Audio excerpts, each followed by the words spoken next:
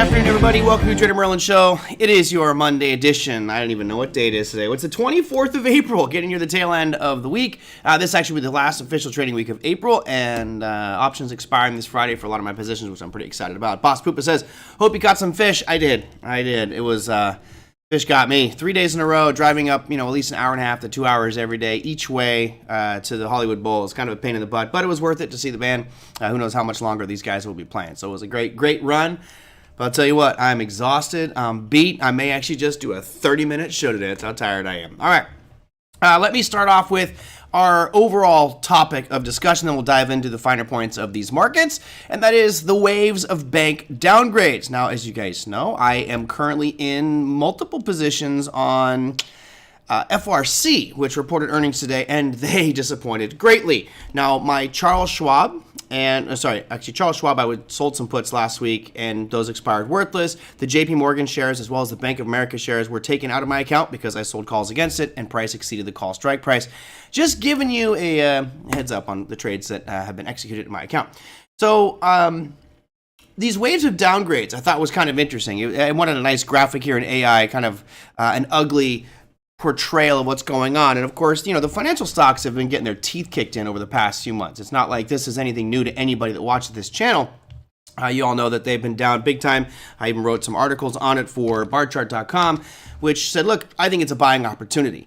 Now today, a rating agency came out and downgraded 11 regional banks. And we've been talking about this on this program, which is the big names. Your Goldman Sachs, Bank of America, JP Morgan will probably be okay because of their size. It's the smaller stuff, the regionals, that might end up getting beat up here. And that's kind of what Moody's did today, is downgraded a lot of them from strong plus to strong minus, basically going the exact opposite direction.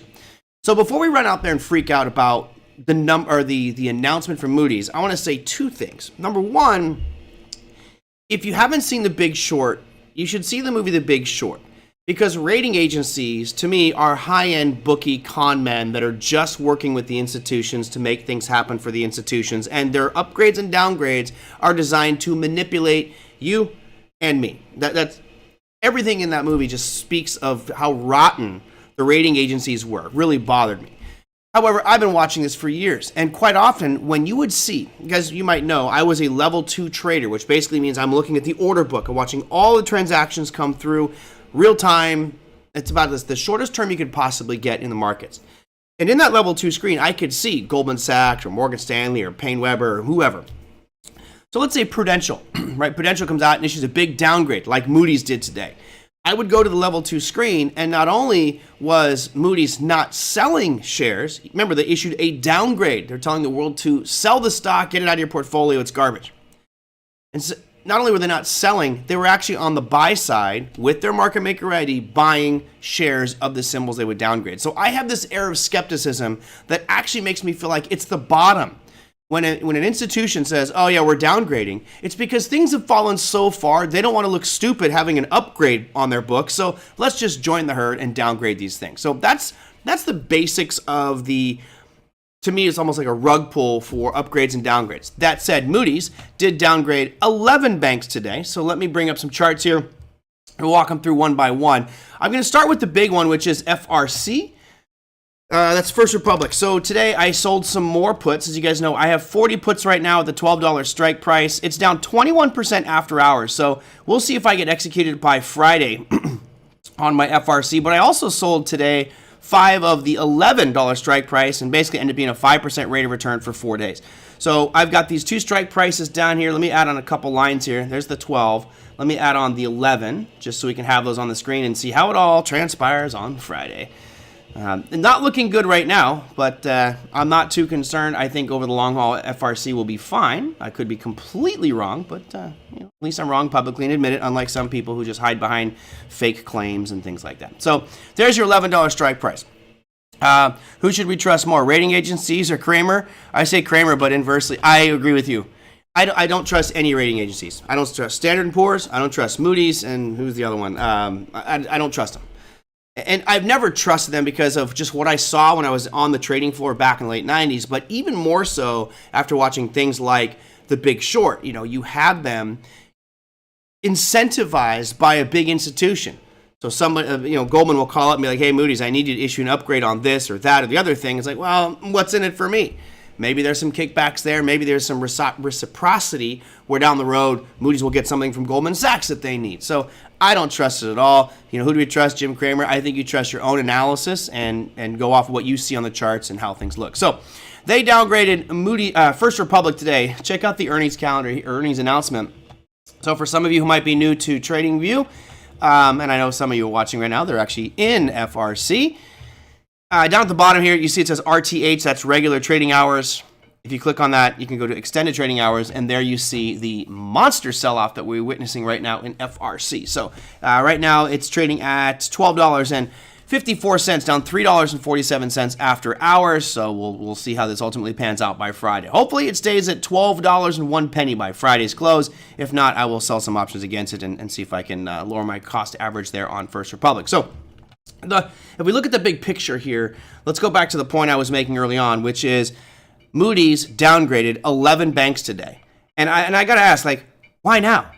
Right? This thing has fallen tremendously. It's just sitting here, basing going sideways, and now you downgrade it? How about you wish you had downgraded when this thing was at 150? How about you wish you downgrade when it was at 123? How about a downgrade at 114 or 70 or 60 or 50 or 40, 30, 20?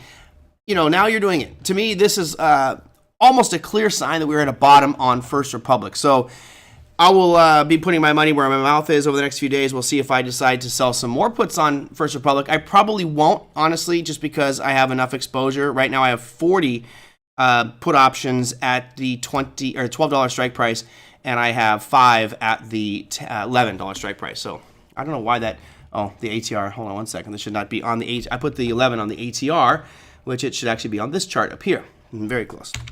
So that's the first one that reported. Their numbers were pretty bad. I think I read something like $72 billion worth of outflows taking off out of FRC. But remember, they also had $30 billion being put in by Bank of America, JP Morgan, and 11 other banks. Conveniently, the number 11 seems to be coming up quite a bit for all of you conspiracy theorists out there. Lisa says, unnecessary panic, go long now. Maybe. I'm going to wait till tomorrow morning. Again, I have a little bit too much exposure. Not too much, but I have a significant amount of exposure to FRC right now. I'm not sweating at all, but we'll see what happens tomorrow with the open there, right? Again, it's down 21% in the after-hour session. It was up 12% today, so fine. Closed at 16, ended up at, hey, good evening, Big M. Good to see you. So let me run through some of the other ones, just because I think it's funny that Moody's would downgrade today, right? Again, I feel like this might be a representation that we're basing and potentially going to start to move to the upside. So some of the other ones here, Comerica, which are, I believe, CAM. No. Damn it. What was Comerica? I can't remember. One second. I'll see. Oh, Comerica.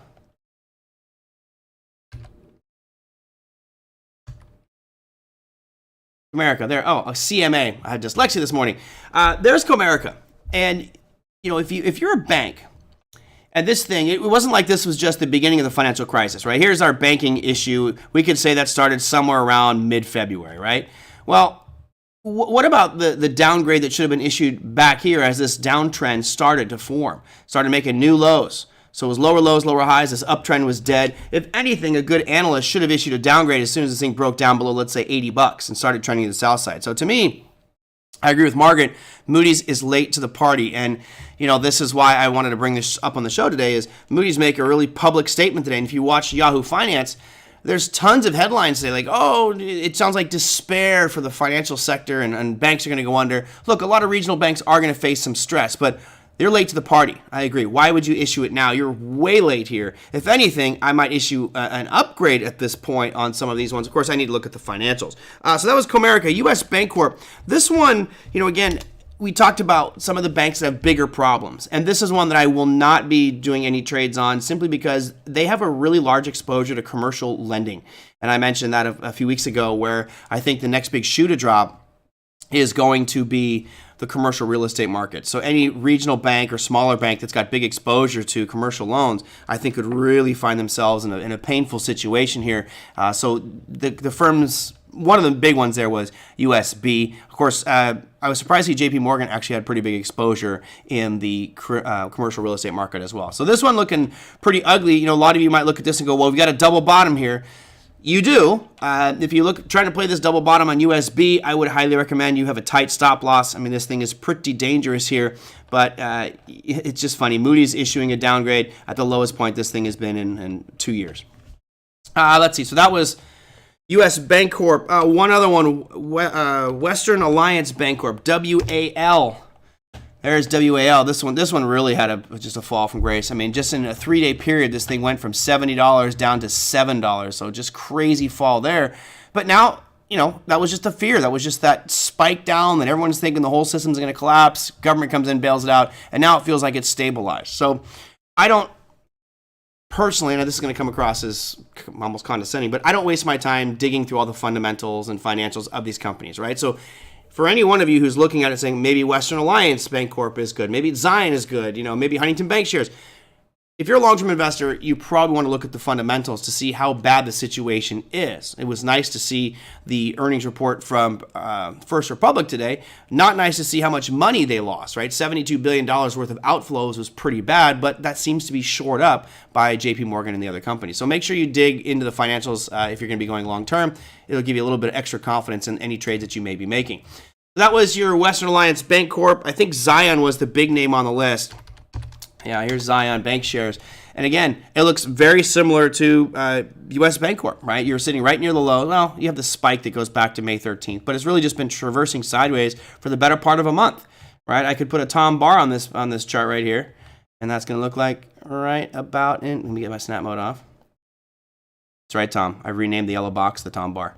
You know, you have this just sideways price action, and for me personally, I actually would do this. I would go here because it feels like there's more points of contact in that area. So, you know, that zone on Zion be 27.80. Actually, sorry, 27.45 to 33.32. You know, just trade that range. But again, downgraded by Moody's today. Bad company. And last one was UMB Financial. That's UMBF. UMBF. This one, you know, again, looks more like First Republic, where it had that big fall from grace and then just really hasn't been able to get its feet back on the ground. Now, I have some friends out there that are actually looking at First Republic as buying way out of the money leaps on First Republic, which is a total gamble, crapshoot, but it could be. That's right, the bar box. Correct, Big M. I did dodge the Tesla execution. I think we closed at 165 and had the 162.50, so it was fine. No problem there. All right, so with Moody's, what do you do here? You know, I think that for many of you, there may be some opportunity here. I don't think we're out of the woods yet. I still think that there's some pain in that financial sector, which I've had a few people ask me about FRC, and I'm like, might be too risky for you. You know, anything that moves 20+% in the after-hour session is probably pretty damn risky, especially when you can look out there and for 1 week options, you can get 10% rate of return. Pretty impressive. I actually almost went out to not this Friday's, but next week's, which would have been giving me about 11% rate of return, but I decided to move away from it. We'll charge royalties on those yellow boxes now. Talk to my lawyer. We'll call it the bar box. So, you know, I'm not making any new underlier positions. I'm actually selling the options on it just because the premium is so good on a lot of these. Obviously, the fear factor out there that FRC could go bankrupt or go belly up is a very real reality. And I mentioned that to many of you, like, what's my ultimate risk on FRC? The ultimate risk here is if with those $12 puts that I'm exercise at $12. I've got 40 of them, so that's going to be $48,000 worth of FRC at $12, and this thing goes bankrupt, so basically I could potentially lose $48,000. That's not good. And of course, Tom would say, well, why don't you just buy a put down below that $12 to protect your position? And I very well could do that, but I don't believe I need to. I believe that First Republic is gonna survive. Right? I don't think that they're gonna go bankrupt tomorrow. The numbers weren't that atrocious, even though it's down 21% in the after-hour session. So there you go. That is the wave of downgrades that we're facing right now. Now, some of the other pieces that happened today. Obviously, you know that this is a very exciting week. We have multiple popcorn trades of the week. Of course, the graphic here says popcorn trade of the day. There are a ton of high-profile, big-name companies reporting earnings this week. You've got Meta, you've got Google, you've got Microsoft, I think even Amazon. When I look at that calendar, I think that Amazon might be at Thursday. But big week with regards to earnings, so that's exciting. Now, what happened today with regards to earnings? Well, if you look over here, you can see Coca-Cola reported earnings. You had Cleveland Cliffs, which are probably two of the bigger names. Now, granted, there were some regional banks that reported, but I just didn't pull those ones up here. First Republic actually beat on earnings. Let me bring it up for you just so you can see the First Republic numbers. 1 second as I bring up my Zacks earnings calendar. And here is your First Republic. So First Republic, according to Zacks, was expected to make 72 cents. They came out at $1.23, so they beat by 51 cents, which is a 70% beat on earnings. Crazy, and it's down 21% in the after-hour session. And I think that has a lot to do with just the clarity that the markets got today about how much money flew out of First Republic there, those uninsured deposits that took off and moved over to other firms. It would be nice to know specifically when that money came out of First Republic, those uninsured deposits, which again is any deposit that's over $250,000, where did it go, right? It would be nice. This is why I love blockchain. Blockchain's amazing because if somebody pulls out $250 billion out of Coinbase, we can track and see where it went. And we can tell you, oh, it went to this exchange or went to this wallet. With the financial world, it's more opaque. We don't really know exactly where that money went. And $72 billion is not like, oh, well, a couple bucks. That's big time money, especially because it happened in a very short window of time. So it would be interesting to see where it all went. I'm sure there are some estimates that some went to JP Morgan, some went to Bank of America, and some of these larger firms. But that's the real numbers I want to see, is where those deposits go, because those are the banks I'm looking forward to buying. Why would I say that? Well, I don't know a lot about financial markets. I know enough to be dangerous. However, if I had, let's say, $50 million sitting in First Republic, I know that I'm only insured up to $250,000. So if I'm going to pull out my $50 million, I better know it's going to a place that I feel safe, right? And that may be another brokerage firm because my friends are there. I'm getting some special perks, but I want to move my money where that guy is moving his money if I have over $250,000, just to be safe. And those are the banks I feel will probably be saved. You know, I think we'd all agree that someone who's got $50, $100 million probably has some connections and would know that, hey, if this bank goes under, you're safe, you're covered. So those are the kind of information I would like to know. Of course, I don't have $250,000 or more in my checking accounts or savings, so that's good. Most of mine's going to be invested. All right, what did you say? The FRC up 12% in regular hours and sinks 21% after hours. I stay away from those. Yeah.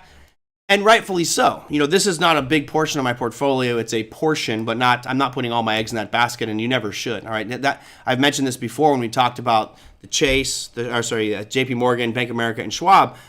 Those ones have volatility, but I think that there is some too big to fail potential there. First Republic certainly could fail. And, you know, I think in the current market environment, because Janet Yellen, because Jerome Powell and others have said, we'll bail every bank out, I think you're going to be fine. I don't think you'll see First Republic go under, right? They'll save that before it finally happens, but we will see. Sometimes it's hard to resist. So I mentioned I have multiple accounts where I can sell options in, and one of them I'm not allowed to touch anything like FRC because of its volatility. And this is why you write a trading plan, folks. I have in that specific account, I can only trade ETFs, exchange-traded funds, and the SPDR ETF, so utilities, healthcare, consumer staples. I did actually sell, I sold puts today on XLK. I can't remember the price, but I can probably bring it up here and tell you because premium was pretty good today. But yeah, in that one account, I can only sell, it was the 142. I sold the 142s expiring in May 19th. And the reason for that is I think you've got this 143 as a backstop, but we'll wait and see. I could be completely wrong. I think that the trend is still up, even though we haven't been able to make a new high on XLK or technology for the past month, right? We've a little bit weaker right now, but I'm not too worried about it at this moment in time. All right, let's see. What else do I have out here? So if you got questions, type them on in. Again, I'm going to make this an early show because my back is killing me and I'm just exhausted. But I have this question come in from Glenn. And Glenn, there were multiple things that you brought up with this specific trade. Of course, you have Intel, which is going to be reporting this week. Let's go and do INTC on my charts and share that one with you guys. And I'll just put those numbers on here just to see what it looks like. Now, because we broke out the upside here, to me, the Tom Bar box is gone. Take that one out. Bummer, because it's just a beautiful sideways chart for like 6-8 months. So let me put your numbers on the screen here. You said your entry was 29.81, so we'll go 29.81. And I'm going to actually bring this up over here so you guys can read it while I type it in, because I feel silly just talking with nothing going on. 29.81 was your entry. You've got your stop loss, which is the second most important part, at 28.53. Sorry, 52. Don't short that extra little penny there. And then you've got target 1 at 31.11. Okay, so let me get that one going for you guys. And the last piece here would be your target 2, which is 33.86. So 33.86. Okay. So here we have the trade setup here that Glenn is looking at, and there's the chart of it so you guys can see that. His shows are amazing. They say never miss a Sunday show, Big Ed, but actually Saturday night was the banger with regards to the jams. They're all really good. They never disappoint, but the song selection on Saturday was way better. So there's your setup, and you get your entry at 29.81, right? I'm okay with that. I actually think that you went to the origin of the gap here, or actually you went to where it gapped up to. My gut will tell me you're probably going to close this gap here on this little bad boy here. You see the chart now. You got it, Ellen. So with this specific trade setup here, you're looking at, I can see you've got a 1-to-1 reward to risk ratio. So one of the first things I would do in this type of setup here is, all right, how am I looking from a stop loss perspective? So here you have an ATR right now of 84 cents. And your stop loss is less than that. So your stop loss right now is actually 79 cents. So you're less than the ATR, which is not horrible, Glenn. It just means you have a higher probability of being stopped out. So if you were to add, let's just bring up the calculator here, just for fun for everybody. And you said that your entry was 29.81, so we go 29.81, and then we subtract from that the current ATR, which, as I mentioned, was 0.8498. We'll go subtract 0.8498. So your stop loss should be. Oh, did I mess up on that one? You're right. You have a $1.30 stop loss. My numbers are bad. See, this is what happens when you go to a Fish concert. The residual cloud that is surrounding me is bad. So actually, you're fine. So your stop loss would be 28.96. But that's much higher up. So yes, you did incorporate the full ATR. My math is wrong, so blame that one on me. So all in all, I think that's probably fine. You're going down below the origin of this gap up, which is what I would do as well. The only issue is you have this low where it pivoted, where you're right around $28. But how far down you want to stretch that entry price. Now your target, kind of arbitrary here. There's all kinds of unfilled gaps that I would probably be targeting, but all in all, I'm okay with that trade. I'm not feeling good about making this trade, though, right before earnings, right? You've got earnings coming out. Today's the 24th. So Thursday, you've got Intel reporting earnings. That may be a very dangerous thing to do. Going into earnings announcements is obviously always a dangerous thing to do. I will tell you that if I adjusted this for me, this is how I would make this trade. So I would be looking at, instead of getting in at your price of $29.81, I'd actually be looking a little bit lower. I'm going to wait for it to close that gap. Gaps act as a magnet, in my opinion. So I'd be looking at that basically 29.27 mark. Stop loss is going to be a little bit bigger here, and my targets actually would be higher up. I'm going to go to where the origin of the gap was, what started the whole move. And then that's the trade setup I would have based off of those numbers. So there you go. That's how I would look at it. And Glenn, you had some other comments, and let me real quickly run through here. Let's see. Where was it? Glenn. He says, this is a straight up buy for my 401k. I'm unable to do options on this account. This is a company I want to hold on to. Okay, so you right away told me what your thoughts are. So it doesn't really matter what happens with the earnings announcement. You want to hold on to it. And if you want to hold on to it, your stop loss is probably too tight, right? If you're thinking big picture, you're going to have to let this thing have some wiggle room. What's the possibility of getting into the stock right before earnings? There's always a possibility, right? It's just you're taking on more risk. And since you can't sell options in that account, I would recommend not doing that. Obviously, I would say I would probably wait until after the earnings announcement. Let that dust settle before you jump in, because as you saw with something like First Republic, you could get smoked in that after-hour session on an earnings announcement. That's why we make the popcorn trade of the day, because things are just wild and have tons and tons of price fluctuation. So that I would wait till after the earnings announcement. Now he says, hope it reaches my first target before the earnings and get out? Question mark. Well, you're kind of contradicting yourself here, Glenn, because you're saying you want to hold it for the long term, but now you're saying get in real quick and get out. So which is it? You're already starting to open up the door to vulnerability because you're saying I'm a long-term holder, but I can get out real quick and make a quick buck or two. So what happens is this trade will probably test you. It's going to put you in a situation where you're going to be forced to do something you don't want to do. That's typically what happens when you don't have a very clear, this is what I'm going to do plan. You said, ride it and see what happens, or no matter what happens, get out on Wednesday. That's up to you. I'm not a financial advisor. I can't give financial advice. I can tell you what I would do. In that specific situation, I would probably not look to make the trade before the earnings announcement. I'd wait till after. And if it drops and you still want to hold it long term, then you buy into that and okay, you feel happy about it and don't worry about it. Just hold it long term. If it jumps up, oh well, shoulda, coulda, woulda, you missed it. No big deal. But you're especially in those long-term accounts, your job is to mitigate your risk. AMD long is better. Oh, there we go. So let's go look at the AMD setup.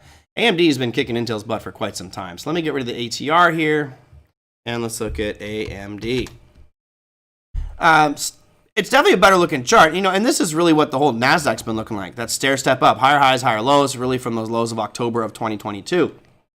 We did come back into these highs right around 104 on AMD, but in my mind, I agree, the chart does look better.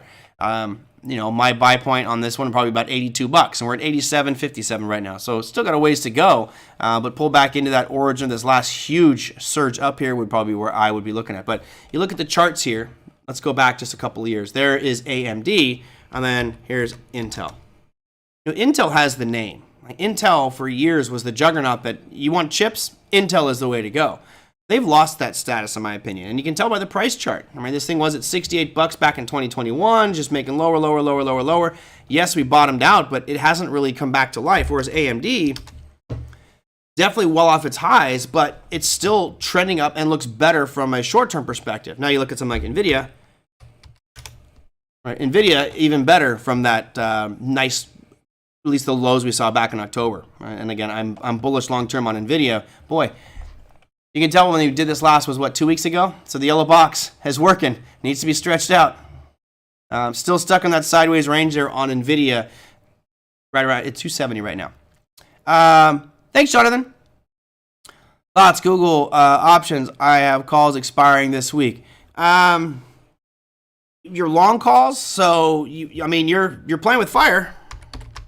And the reason you're playing with fire is they're reporting earnings. So I'll bring up the earnings calendar here and just show you what's going on tomorrow, since we're going to look at that in a second. But here is tomorrow is your earnings announcement after market close. So you have until tomorrow, to sidestep some of that risk. What I can tell you is when Google reports earnings, what you're going to see is a chart that does this. Bam, bam, bam, bam.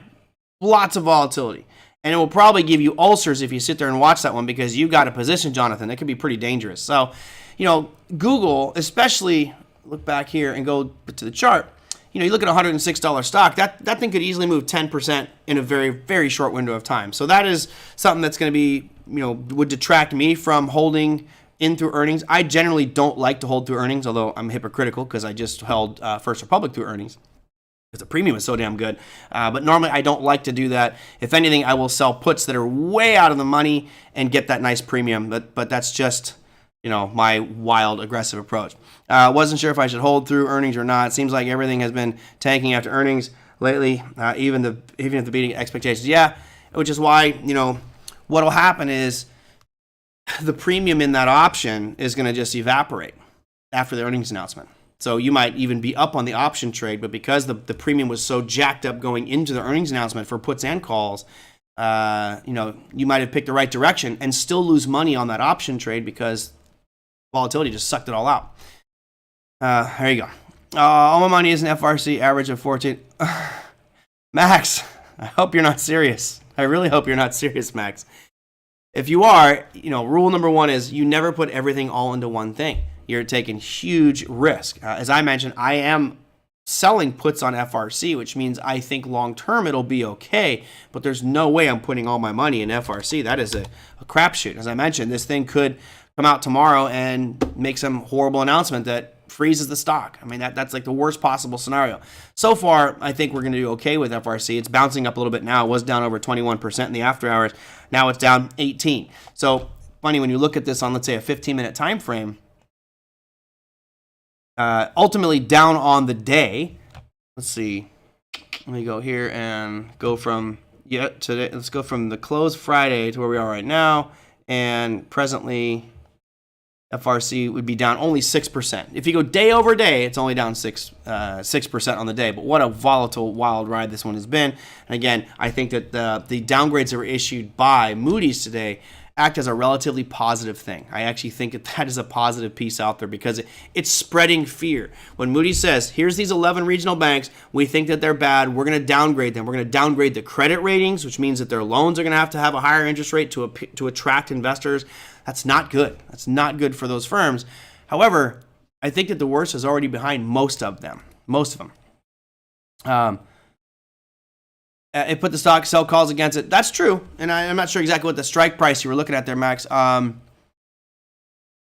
Max, with an average of $14, I don't know what to do.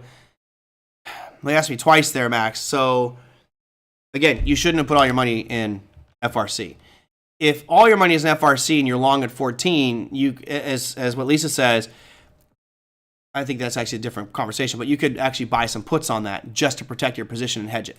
Now, those puts right now are going to be super expensive, and you may be buying those puts for me, so I'm collecting the premium, but at least it's a way for you to hedge your position and not take a huge loss on that one. But expect a pretty big down day tomorrow, at least from the gap down tomorrow on FRC, and not only FRC, but you notice quite a few of these ones here. So let me just go out there. And, that Moody's downgrade, I believe, happened in the morning. So let's just real quickly, I'm going to go to CMA again. So here's your Comerica. Right, that one was basically just down Periscope all day. You had Western Alliance Bancorp, WAL. That used to be Walgreens Boots Alliance, WAB. That is plummeting, not plummeting, but down another 2.35% in the after-hour session. Most likely being carried down because of what's going on at First Republic, that clarity into what's going on there. And then let's go to UMBF, which is UMB Financial. And that one also, I believe the pain came early on with the Moody's announcement there. So it might spike back up to 14 and you can scale your position down. Yeah, you could do that, but you know what? That adds just a ton of stress. Carrying that much, if you're putting all your money into something like FRC, which is one of the more volatile financial stocks out there right now, into an earnings announcement, I mean, either you're a glutton for punishment, or you just didn't, or you're a gambler, because you would never go all in on something like that. It's just way too risky. And again, most of what I'm focusing on here is about growth over time, right? It's not about hitting a grand slam. Every now and again, I love to hit home runs, but that's not the goal at all. The goal is just to consistently chip away. That tomorrow you could get burned pretty bad here. Now, I don't know how many shares you have of FRC, but down right now about $2.89. If you got 1,000 shares, you just lost almost $3,000 on that position, and it's a very cheap stock as well. It's not like they're down $3 for a $100 stock. This is down $3 for a $16 stock at the time, so not good. All right, there you go. So I got Glenn's, I got Max's, and Jonathan. Thank you for the contribution there. I appreciate that. Let me just real quick, I told you I'm going to do a shorter show today just because I am exhausted and I'm going to go walk the dog at the dog park and then just kind of relax for a minute. Let's go to your earnings calendar. Okay, so you don't have a lot in it. That's fine. It's just a few $1,000s. I was a little bit worried there that you had like your life savings in MX. Not good. I think the lesson here is you just always need to check your earnings calendar. One thing that you can do is just go to something like Zacks, your Zacks Research, and pick a company. So let's go, when's Apple reporting? Just type in the ticker symbol. This way you don't get caught because, you knew that FRC is going to have a wild swing today. Most likely negative, but so here you can see there's Apple's earnings, and it tells you right here. Here's the next one. So May 4th. After market close when Apple reports. So we got next week, we get Apple reporting earnings. That's just to be careful. In anything, you're trying to be a risk manager in trading. Oops, sorry. I'm not showing you the calendar. Hold on one sec. Sorry, guys. There you go. My pleasure, Jonathan. Thank you for the contribution. I do appreciate it. So again, I went to Zacks. I just typed in Apple. I scrolled down, and you can see here's the next expectation date. So, any of you, you bought it because of earnings? Wow, you gambler. Max, are you going to go to Vegas and just say, I'm going to the roulette table, and I'm going to look at that, and I'm going to go, just put it on 26. All right, let it ride, 26. this is a discussion that I've been wanting to have. I just haven't had time to build it because I've been doing so many other things. But that discussion was going to be how the house always wins. And in that typical situation, you're trading earnings announcements, generally the house is going to win. Generally. Yeah, Big Ab, juggling chainsaws. I love that analogy. At some point, I'll have somebody create an animated GIF on that one. It's just pretty funny. Went to Vegas last week. You're a gambling man. Let me go and show you. So I already went through that one. I'll do your economic calendar and earnings calendar for tomorrow. We'll start with the economic calendar just to get that one out of the way. $500. $500 on red. Max, what's your probability of getting red? What's the probability of you being right on that when you go to Vegas? It's funny because everybody goes 50-50, right? You're like, oh yeah, it's 50-50, black or red. No. Forget that there's 2 green spaces on the board. So you're actually like a 49% chance, maybe a 48% chance of getting red or black. Anyway, let's go check out the economic calendar for tomorrow. So what's cool about tomorrow is we do have some housing data. Of course, that's such a major component of GDP, and we've seen GDP slowing down a little bit. Nothing horrific right now, but at least it's starting to slow down a little. So we'll see what the new home sales numbers look like. Yep, there you go, 48%. We got new home sales coming out tomorrow. That's expected to slide, which no shock to anybody there, really. For the U.S., you also have HPI data numbers coming out and the S&P Case-Shiller Composite Home Price Index. Now, the reason I like the long-winded here S&P 500 or S&P Case-Shiller Composite 20 Home Price Index, say that 3 times fast, is it's negative, right? So we've been seeing this S&P number decline. We've seen it dropping and dropping and dropping, and all of a sudden now it's going to be looking to go negative. So let me bring up the chart of that just so we can see how volatile it's been. This is another part of the story that's not John O'Donnell. This is another part of the story that I think a lot of people are not talking about. I mean, we had 20% year-over-year growth just back earlier in 2022, and now all of a sudden it's going to be negative, meaning that the housing market is officially declining in prices, and expectations are being negative 0.1%. So keep your eye on that one. Going back here, the last time we had negative on the S&P Case-Shiller Composite 20 Home Price Index was going back into 2012. Just to put that into perspective, it's been 11 years since we were negative on those numbers. And it's due, right? What goes up must come down. That big pop-up in prices because of all the cheap, easy money stuck at zero. Now, all of a sudden, that's going to start to, create even more problems, not only for the housing market, but also for GDP numbers going forward. So this is something I'm actually very interested in to see what we do come out at on those new home sales numbers tomorrow. Case-Shiller Composite 20 Home Price, as well as the new home sales. After that, it's going to be popcorn trade of the day time because we do have multiple companies reporting earnings tomorrow. Of course, as the question was asked here, we do have Google, Alphabet reporting earnings after market close tomorrow, and that's going to be AMC. You can see right here, AMC is not the movie theater, that's after market close. You've got Microsoft, Visa, Google, and Illumina. We're all reporting aftermarket, but there's also big ones out there like McDonald's, General Motors, Verizon, and GE all reporting earnings as well, but that's before the market open. One thing that's been very, fun to watch has been watching McDonald's share prices. I mean, that one has just been really kind of a crazy stock. I'll bring up the daily here. You look at this and just wonder what's going on. I know they were going to redo their menu, and McDonald's is one of those guilty pleasures where every now and again I will break down and go for the nuggets, and then I regret it for the next at least 8 hours. It's terrible for my stomach. But something's going on with McDonald's. They were at 261 back on March 13th, and now you're at 293. I mean, that is a very significant run-up, and you have to ask yourself, what happened there that's caused McDonald's all of a sudden jump into super favor? It's up almost 13% in the last, let's say, month and a half, because this doesn't account for weekends. So that'll be an exciting one, earnings-wise, for tomorrow. Of course, the Microsoft is probably the biggest one because it's your biggest factor, your biggest component in the NASDAQ 100. So there is your Microsoft, which it's actually not looking good. Today's candle reflects indecision, kind of a long topping tail and bottoming tail, but you see we've got that overhead supply level mapped out where it hit its head twice and it hasn't been able to break through. But really, it's just been kind of traversing sideways here with the, let me get the wrong line there, really traversing sideways with those lows right around 282. And today, we're at 281, so kind of consider that right on that line, but not looking good for Microsoft here. So a miss from Microsoft tomorrow could really wreak some havoc on these markets today, or in tomorrow's session. So let me go and run through the top markets here real quick. because I will get long-winded here and forget to do it.